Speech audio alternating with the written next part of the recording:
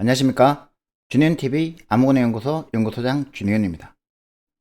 오늘의 아무거나 물어보살은 메모이제이션이 뭔지에 대해서 한번 알아보도록 하겠습니다. 질문은 이겁니다. 동적 계획법, 우리가 다이나믹 프로그래밍이라는 걸 공부하다 보면 메모이제이션, 조금 버터 섞인 발음을 하면 미모아이제이션이라는 용어가 자주 나오는데 이게 뭔가요? 자, 메모이제이션은 우리 DP에서, 즉 동적 계획법에서 이 중복되는 부분 문제, 오버래핑 서브 프로블럼이 있을 때 이 제기관계, 리커런스 릴레이션을 상향식으로 해결하는 가장 효율적인 방법입니다. 주로 이제 최적화 문제, 옵티마이제이션 프로블럼 이걸 풀 때 캐싱을 이용해서 중복 계산을 방지한다. 그래서 이제 어떤 테이블에 계산된 값을 저장해 둔다라는 의미로 이제 테이블링이라고 하고 타블라이제이션이라고도 하고 메모이제이션이라고도 합니다. 자, 이 메모이제이션이 왜 동적 계획법만 알면 되지 굳이 뭐 메모이제이션이라는 이상한 용어까지 우리가 알아야 되느냐? 메모이제이션은 제기 관계의 아름다움을 그대로 유지하면서 중복 연산을 효과적으로 제거하는 유용한 테크닉이기 때문에 그렇습니다. 이렇게 말로 하면은 잘 이해가 안 되시죠? 그래서 메모이제이션 동적 계획법 나올 때 항상 등장하는 피보나치 수열 예제를 가지고 한번 이해를 해봅시다. 자, 우리가 피보나치 수열은 이렇게 정의할 수 있겠죠. F0일 때 0, F1일 때 1. 그래서 Fn은 Fn-1과 Fn-2 그렇게 정의를 해놓고 나면 여기 이보다 크거나 같을 때가 빠졌네요. 자, 그러면 이제 이 제기관계를 우리가 제기식을 그대로 함수로 가져오면 이런 이제 피보나치 수열 구현을 가지고 올 수 있다, 그죠? n이 1보다 작거나 같을 때는 n을 리턴해주면 0이면 0, 1이면 1을 리턴해주고, 아니면 피보나치 n-1 더하기 피보나치 n-2를 더해서 리턴해주면 됩니다.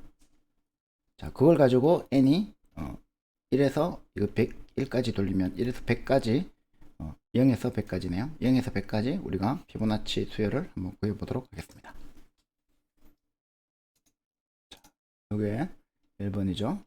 자, 0에서 101까지입니다. 0에서 101까지를 이렇게 돌려보면 잘 나오다가 자, 33, 34만 가도 이제 힘겨워하는 게 보이시죠? 35 하고 이제 36까지는 이제 굉장히 괴로워합니다. 그죠? 컴퓨터가.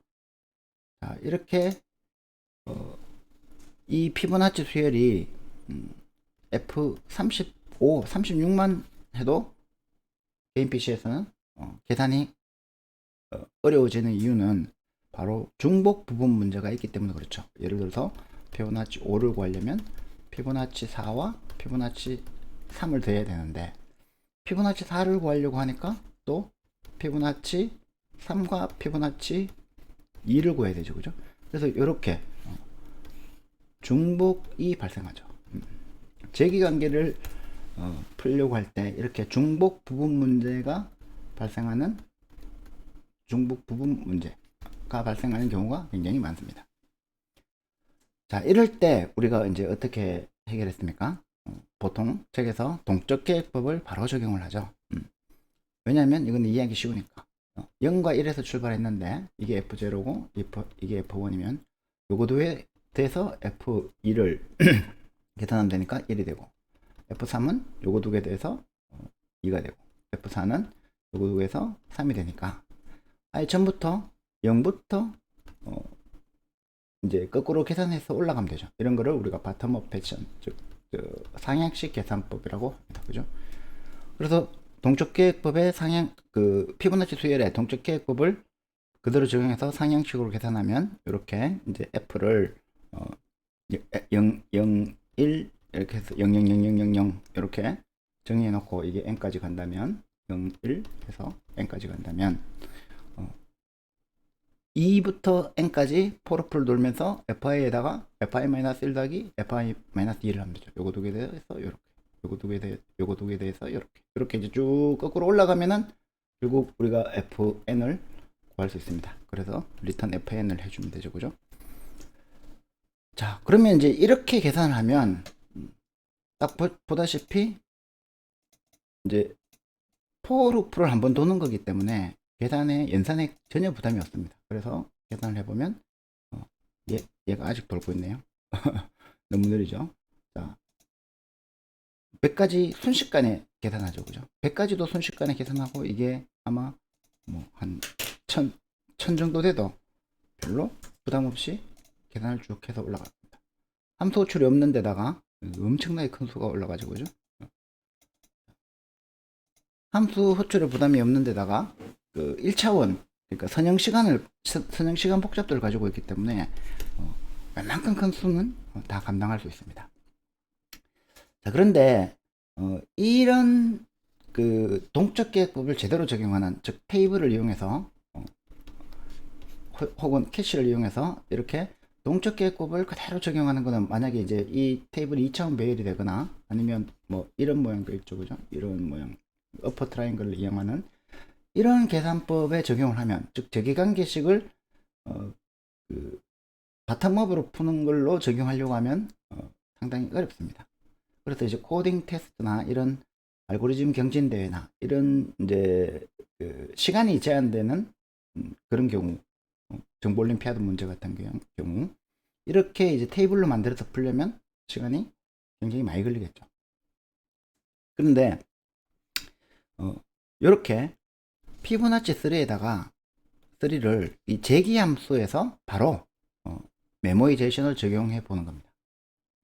동적 계획법처럼 상량주로 푸는 것을 포기하고 제기 함수를 그대로 하는데, 아까 우리가 발생했던 요렇게 발생했던, 만약에 요거와 요게 이제 서로 중복이 된다면 얘가 호출되었을 때 그 값을 테이블에 저장해 두었다가 그거를 얘를 호출했을 때는 이 그냥 값을 끄집어내서 쓰면 되는 거잖아요, 그죠? 그래서 일종의 이제 캐시, 우리가 앞에서 사용했던 요 배열 F를 전역 변수로 두고 보통은 이제 뭐 전역 변수로 두거나 아니면 포인트로 넘겨주거나 그렇게 하겠죠, 그죠? 그렇게 해서 그대로 제기 함수를 그대로 쓰면 되지 않느냐는 거죠. 이렇게 다시 말하면 1보다 작을 때는 n을 리턴하는 것 같은데, 자, 1보다 작지 않을 때는 이렇게 하는 거죠. fn을 마이너스 1이면, 아직 계산이 안 되었으면 fn을 피보나치 3 n-1 제기죠. 피보나치 3 n-2를 더해서 fn에 저장해 놓고 그 다음에 fn을 리턴하면 된다는 거죠. 만약에 fn이 이미 계산되어 있으면 요거를 계산 안 하니까 제기 호출을 안 하고 바로 fn을 리턴하게 되겠죠. 그렇게 해서 이제 n이 2보다 크거나 같으면 이렇게 이제 물론 마이너스 1을 초기화를 해줘야 된다는 부담은 좀 생깁니다, 그죠? 그런데 이거를 이렇게 하면, 즉 제기관계를 그대로 유지하고 있는데 이 fn이라는 테이블을 써서 제기식의 결과를, 연산 결과를 저장을 해두면 여기 이제 여기에 그렇게 구현한 거죠, 그죠? 그걸 가지고 배기를 계산하면 이렇게 순식간에 계산이 됩니다. 제기를 썼음에도 불구하고, 물론 이제 제기 호출이 있으니까 아무래도 포르풀 쓰는 것보다는 느리겠죠. 예를 들어서 이게 1001 아까 했는 거 해봐도 이렇게 에러가 나네요. 이게 저거 리커전이 너무 깊어서 에러가 나는 것 같습니다. 어쨌든 연산 속도에는 문제가 없다는 것을 알 수 있죠, 그죠? 자, 그래서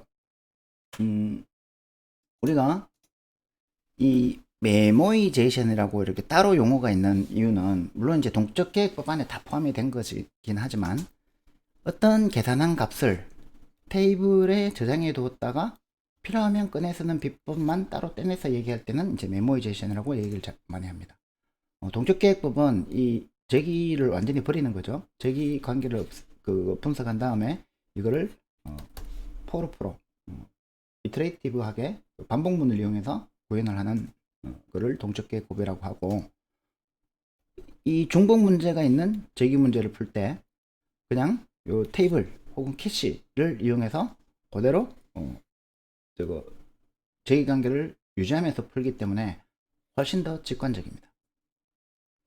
자, 특히 이 동적 계획법은 테이블 전체를 유지를 해야 된다, 그죠? 그런데 만약에 해시 테이블이나 딕셔너리를 쓰게 되면, 즉 문제의 공간이 큰데 어떤 값을 계산하기 위해서 이렇게 뭐 이렇게 해가지고 중복 문제가 발생하긴 하는데, 이 전체로 봐가지고는 아주 일부분만 쓰는 경우가 있죠, 그죠? 그러면 이 이제 문제 그 공간이 굉장히 커지면 이거를 2차원 배열로 이렇게 저장하는 것보다는 해시 테이블을 써서 해시맵이나 자바에서는 해시맵, 파이썬에서는 딕셔너리를 쓰면 되겠죠. 그 필요한 키 값에 대해서 밸류 값, 키 밸류 페어로 이렇게 쭉 저장해 놓는 요 해시 테이블이죠, 그죠? 해시 테이블하고 함께 쓰면 가장 강력한 위력을 발휘합니다.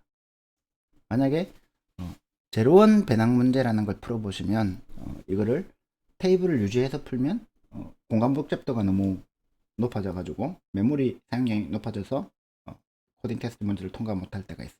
그럴 때는 이런 식으로 메모이제이션 이 기법을 잘 이용하면 굉장히 효과적으로 문제를 풀 수 있습니다. 자, 오늘은 메모이제이션, 메모아이제이션, 미모아이제이션 이라는 기법에 대해서 말씀을 드렸습니다. 감사합니다.